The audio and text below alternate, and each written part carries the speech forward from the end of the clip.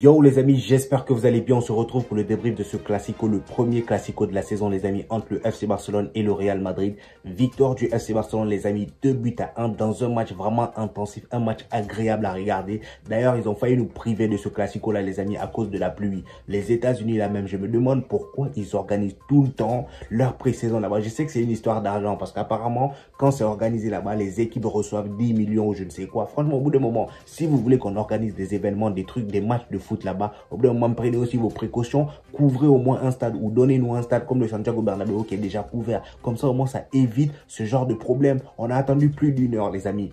Plus d'une heure pour ce match. Heureusement, j'avais même peur que le match soit annulé parce qu'il y avait des médias qui disaient qu'en gros, le match allait être annulé. Et dire que c'est là-bas la Coupe du Monde 2026 va se dérouler, j'imagine même pas le bourbier à venir. Ça va être une dinguerie. Bref les amis, avant de commencer, n'oubliez pas le petit pouce bleu qui fait toujours plaisir. Ça aide au référencement. Sans plus tarder les amis, c'est parti. Maintenant, on va parler du match les amis. Franchement les gars, j'ai été impressionné. J'ai été impressionné par quelques joueurs du Real Madrid et surtout par l'équipe du FC Barcelone. Carrément, on va dire par la Masia. Oui, par la Masia. Parce que là, les gars, on perd notre premier match, notre premier classico, pardon, face au FC Barcelone, en pré-saison encore une fois. J'ai comme l'impression que ça devient une habitude, hein. Ça devient une habitude, franchement. Carrément, maintenant, dans le calendrier du Real Madrid, il faut perdre face au FC Barcelone en pré-saison pour faire une bonne saison par la suite. Au bout d'un moment, ça s'arrête quand, en fait? Hein? La saison dernière, on nous a fouetté et cette saison aussi, on nous fouette. Je sais que c'est que la pré-saison. Là, tout ce que je vais dire, les amis, c'est juste mon avis sur le match d'aujourd'hui. Parce que oui, c'est que la préparation. On va pas tirer de conclusions hâtives. Voilà, c'est que le début. Je vais pas me mettre à dire que ouais, le Barça, ils vont dominer le Real Madrid tout au long de la saison. Ou le Real Madrid va dominer le FC Barcelone tout au long de la saison. Non, c'est que un match de préparation. Ça veut rien dire. Mais ça donne juste quelques petits indices sur la préparation des deux équipes. Et d'ailleurs, en parlant de préparation, les amis, franchement, Hansi Flick, il est en train de faire un boulot monstre. On sent déjà la patte Hansi Flick. Le poteau, il est venu déjà le système 4-2-3-1. Allez, tiens, Robert Lewandowski est déjà en difficulté. Le poteau, il passait son temps à dézonner la saison dernière. Là, il est déjà en difficulté. Parce que oui, quand tu joues en 4-2-3-1 et que derrière toi, tu as un 10, tu as un Pablo Touré, le poteau, toi qui as l'habitude de dézonner, tu mets toujours ton équipe en difficulté lorsqu'il y a des centres. Parce que la plupart du temps, le FC Barcelone faisait des centres et il n'y avait personne en attaque. Robert Lewandowski est allé faire des courses au milieu. Je ne sais pas ce qu'il est allé chercher là-bas. Peut-être qu'il veut changer de poste. Il veut devenir 10. Dis ça à Hansi Flick. Il va te mettre 10. Au bout d'un moment, il faut savoir ce que tu veux.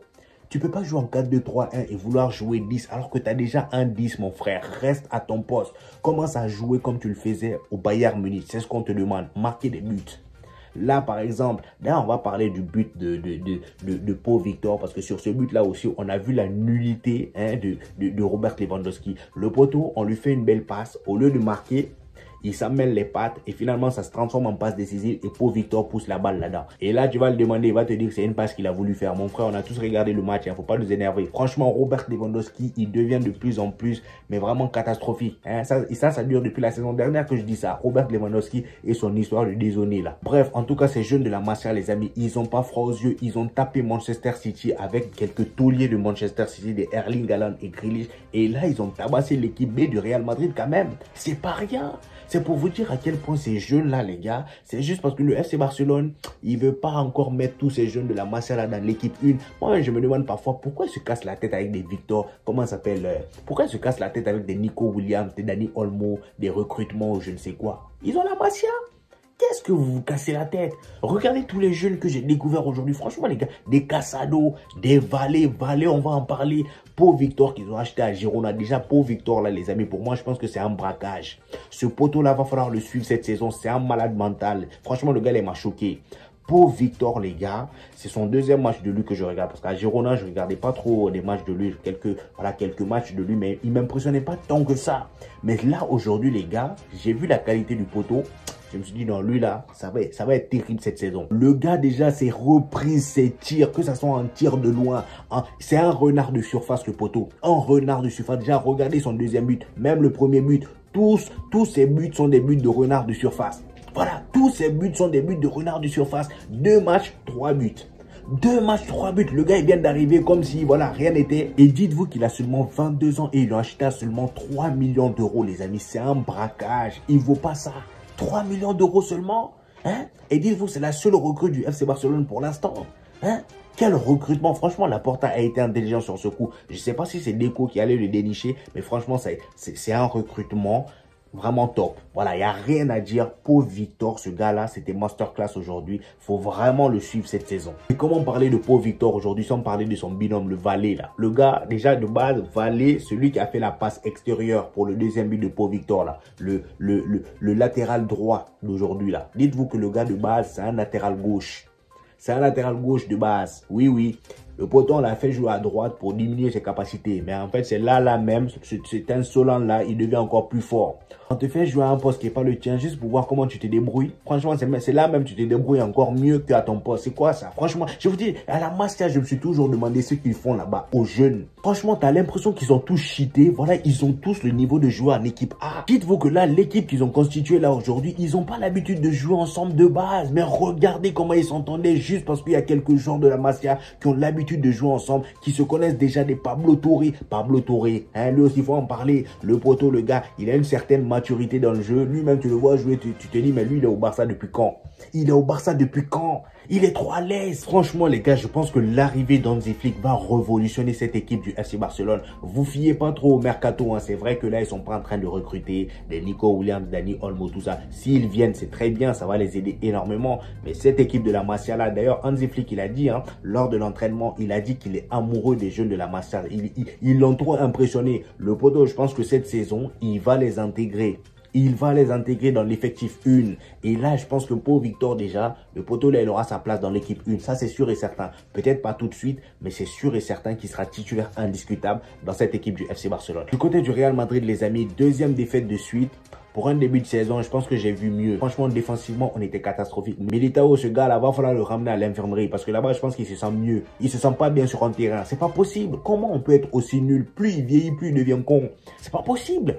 Plus il vieillit, plus il devient débile. Je comprends pas. Aujourd'hui, il a été nul, mais d'une nullité, c'est pas possible. Heureusement que Rudiger était là pour un peu camoufler le truc. Même lui, aujourd'hui, c'était pas du gros Rudiger. Vous voyez ce que je veux dire? Mais franchement, défensivement, on a été lamentable. Le Franck Garcia, j'en parle même pas. Lui, il court de partout. T'as l'impression qu'il a une pile dans le fiac. C'est pas possible. Il fait que courir. Tu sais même pas ce qu'il fait. Hein? Franck Garcia aujourd'hui catastrophique. Dani Ceballos, franchement lui aussi il a été inexistant. L'un des seuls du milieu qui m'a impressionné aujourd'hui, alors que je m'y attendais même pas, c'est Mario Martin. Le poteau aujourd'hui il m'a régalé. Mario Martin aujourd'hui il a fait son match. Arda Güler, j'en parle même pas. Lui je pense que c'est encore une fois le meilleur joueur du Real Madrid pour moi. Voilà, le meilleur joueur du Real Madrid en 2 matchs, c'est ma seule satisfaction. Arda Güler, pour moi, je vous le dis depuis longtemps, ce gars-là va être titulaire indiscutable au Real Madrid. Parce que là, quand tu vois ce joueur-là en train de jouer, tu penses vraiment que ça, c'est un joueur qui sera au banc dans le futur? Cette saison, les amis, je vous dis, hein, même pas moitié de la saison, ce gars-là va être titulaire indiscutable au Real Madrid. Parce que la combativité de cet homme-là, il triche pas dans ses efforts. C'est un peu comme Jude Bellingham. Aujourd'hui, il était de partout.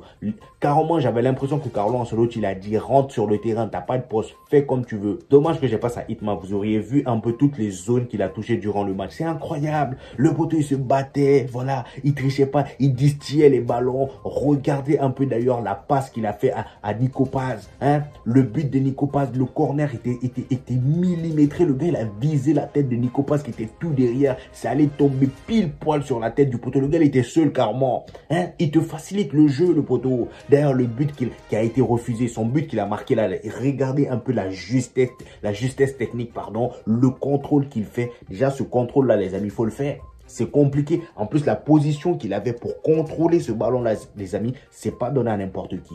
Hein? La passe était magnifique. La passe, je crois que c'est Brahim Diaz qui l'a fait, si je ne me trompe pas. Brahim Diaz aussi qui a sorti un gros match. Le contrôle, le but, tout était magnifique. Mais malheureusement, il y avait hors-jeu. Maintenant, en ce qui concerne Brahim Diaz et Endrick, les amis, bon, l'association de ces trois-là, c'est-à-dire Arda Güler, Endrick et Brahim Diaz aujourd'hui, a été beaucoup plus intéressant que le précédent match. Mais j'ai trouvé ça encore une fois inefficace parce que le jeu était trop... Parce que c'est pas des joueurs de profondeur. Vous voyez ce que je veux dire? C'est pas des joueurs... En gros, tu les mets la balle, ils te font des allers-retours, voilà, ils te mettent des vitesses, des tempêtes sur les côtés. Non, c'est pas des joueurs comme ça. Eux, c'est des joueurs, voilà, qui...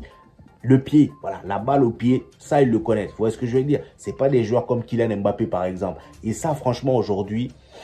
Ça s'est ressenti dans le jeu. Et en plus de ça, le jeu était trop sur le côté et ça faisait que Hendrick était transparent dans le jeu. Je sais qu'il y en a plein, encore une fois, qui vont critiquer Hendrick. Mais oui, les gars, je suis encore du côté d'Hendrick. Je vais pas le critiquer. Moi, je patiente encore une fois. Voilà. Faut pas trop le critiquer. Parce que là, les gars, faut se dire qu'aujourd'hui, c'est pas de sa faute. Et d'ailleurs, aujourd'hui, durant tout son match, il a fait 11 passes. Ouais, ça dépasse déjà une passe. Ouais, c'est déjà ça. Hendrick, à chaque match, faut regarder s'il a fait plus d'une passe. S'il a fait plus d'une passe, il a fait un bon match.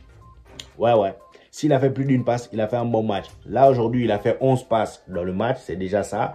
Il a tiré 0 fois sur le goal. Voilà, 0 fois sur le but. Les 2 fois où il a essayé de tirer, la première fois, ça a été contré. Et la deuxième fois, il a mis ça de côté. D'ailleurs, il a failli marquer, voilà, sur cette action parce que Inigo Martinez l'avait laissé un peu seul. Franchement, les gars, faut être patient avec lui. Voilà, parce que là, le jeu du Real Madrid n'est pas encore centré sur, vous voyez, passer vers le centre pour aller vers l'avant. C'est toujours sur le côté, sur le côté, sur le côté. Et c'est pourquoi on voit pas tant que ça. Hendrick, lui aussi, le peu de ballon qu'il a, parfois, Hendrick, toi aussi, bon, je vais bien te défendre. Mais toi aussi, il faut m'aider. Hein? Faut m'aider.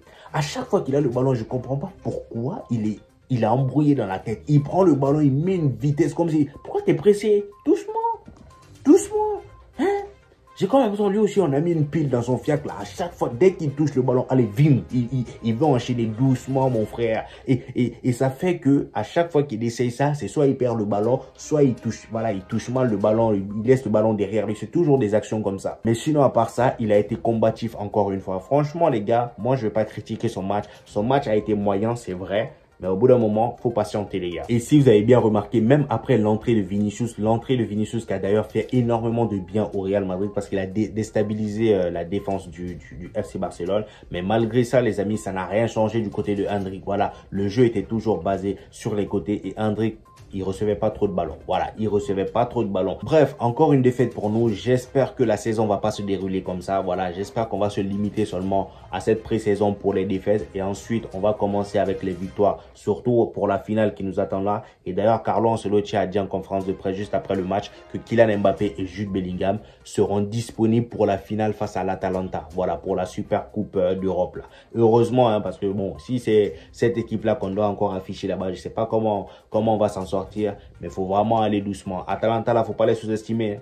Faut pas les sous-estimer. Bref, en tout cas, les gars, c'était mon retour sur ce match. Donnez-moi vos avis en commentaire. J'hésiterai pas à vous reprendre. Dans la précédente vidéo, j'ai pas encore répondu à vos commentaires. Vous inquiétez pas, les gars. J'ai vu tous vos commentaires. Je vais prendre du temps pour vous répondre juste après la vidéo. Voilà, celle-ci, juste après celle-ci, les amis. Donc voilà, donnez-moi vos avis en commentaire. N'oubliez pas le petit pouce bleu qui fait toujours plaisir, les amis. Ça aide au référencement. Et on se dit au prochain épisode, les amis. Peace!